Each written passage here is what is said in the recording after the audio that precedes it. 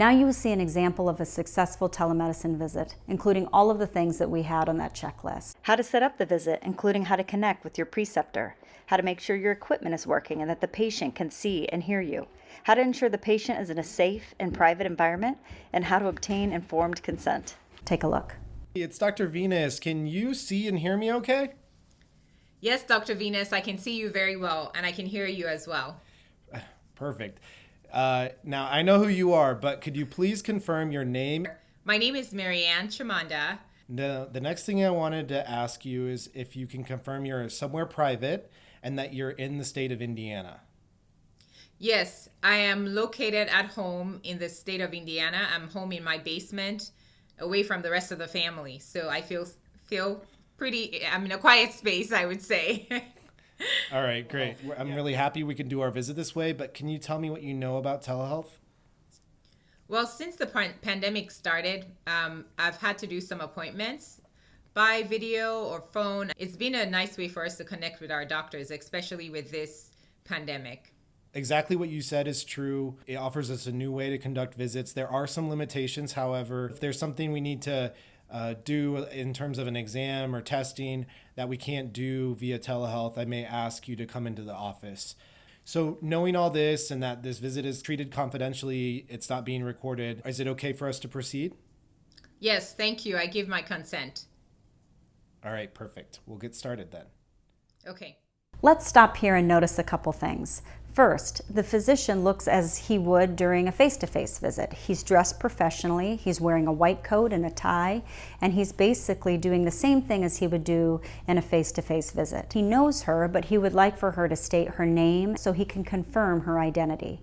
He also makes sure that she's in a safe, private place. Next, he does something that's very important, which is making sure that the patient is informed of the nature of the visit and gives her consent. She talks a little bit about what telemedicine means to her, and then he gives the pros and cons as well, talks about what might happen if they need to escalate to a face-to-face visit or if they need to do certain physical exam maneuvers that they can't do on telemedicine. She then says that she understands and she gives her full informed consent. I wanted to find out if there was anything new that you wanted to discuss today. I really just wanted to go over my blood sugars and see how I was doing in terms of my diabetes.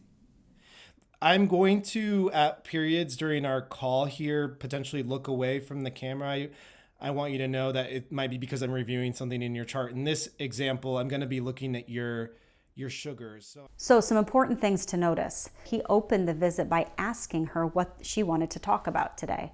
This way, the patient is able to discuss what matters most to her during this visit, and they're able to make sure that they cover the things that are important to that patient. The physician is developing rapport with the patient. He's not looking at the screen or the person on the screen. He's looking up at the camera on his computer. By doing this, it allows him to develop eye contact with the patient, and that helps to develop rapport as you would with a face-to-face visit. Similarly, you notice when he's starting to look away from the camera to review data, he actually tells the patient that, hey, look, I'm going to look away for a minute. I'm going to look at your blood sugars and then bring that data back to you and so we can discuss it. I'm pulling them up right now and reviewing them. What do you think is going on with your sugar lately? First, I think the pandemic really changed how we operated as a family, and then my work schedule got very busy as a healthcare worker, so my eating habits have been very different. Hold on one second. I'm just trying to make sure. Can you still hear and see me okay? It lagged for a second. Yes, I can. For a moment, I almost did not hear you. All right. Just a reminder, if I break up at any time, let me know, or if we get disconnected, I'll reach back out to you, and I may even just call you by the phone to make sure that we can continue our visit, okay? Okay, no problem. Sometimes we have technology failure. And the best thing to do during these situations is to acknowledge that and just say, hey, I might have lost you for a minute. Can you hear and see me okay? Make sure you haven't missed any information. If you do drop the call or you lose the call, do exactly what the physician did here and say, hey, look, if I lose you, this is what I'm going to do next. Sadly, I think it's impacted a lot of my patients and how they're managing things like their diabetes.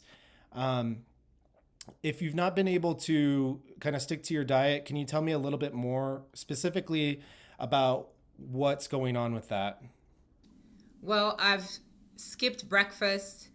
because I've not been getting a lot of sleep. I've been working longer hours. So when I get up in the morning, it's a rush to. Yeah, I definitely can hear and appreciate that it's been hard with your work schedule. Have you thought about some stuff that you could maybe try? I have. Since I usually don't work on the weekends, I've been thinking more about meal prepping and sort of planning. Yeah, so it sounds like you've already thought about this. That's excellent. This is another way of developing rapport. He is basically saying, these are the things that I'm hearing you say. What would you like to do? What are your suggestions? And then she's able to give suggestions that she's been thinking about. That way the patient is involved in the decision making, which really helps with engagement and success for the patient. Any issues with your medicines? Sometimes the metformin, I'm starting to get some nausea with it.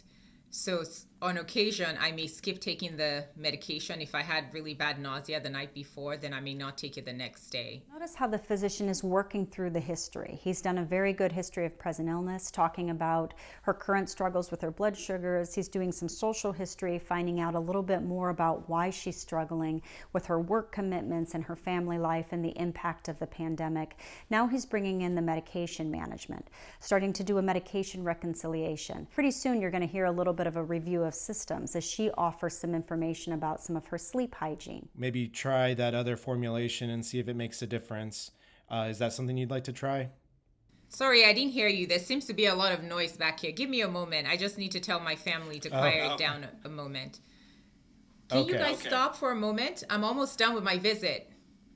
No worries. This is the beauty of telemedicine. You get to see the patient in her or his environment. You get to see their dogs. You get to see their kids or hear their kids. And it is being able to see a complete picture of the patient and where they live that we wouldn't normally be able to see in a face-to-face visit. That and the diet factors combined are some things we can work on.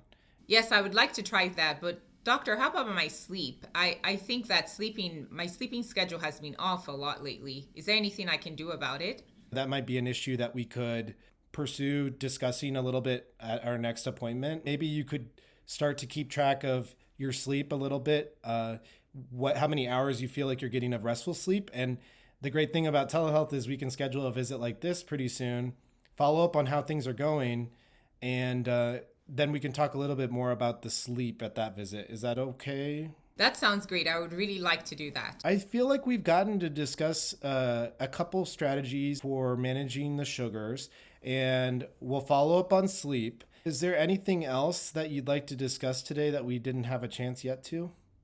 I think maybe talking to the dietitian again to get some ideas on how to meal prep. Our dietitians do telehealth too. I think that would be excellent. I would like a telehealth appointment with the dietitian. This is another beauty of telehealth. A lot of our other physicians, our support staff, our dietitians also offer telemedicine visits. For this patient, it's very convenient, given her conflicts with work and with trying to take care of her family, especially during the pandemic. I'll try to see that our next visit is following you meeting with the dietitian so we can talk about how that went. Okay, that would be great. Thank you, Dr. Venus. Just send us a message if you have any questions, and we'll plan to see you soon. Take care. Bye. So last, notice how the physician closes the visit. He summarizes what he has heard the patient say. He brings in the data. He does clinical reasoning by presenting her, this is the assessment. These are the things that I'm hearing. And then he develops a plan, the plan that was given to him by the patient. So he lays all of that out there, and the patient is able to hear that, agree with that plan, and move forward to make it successful. It's always good at the end of the telemedicine visit as well to have the patient disconnect prior to you. And that way the patient doesn't feel like you're hanging up on her. So this is an example of a successful telemedical visit.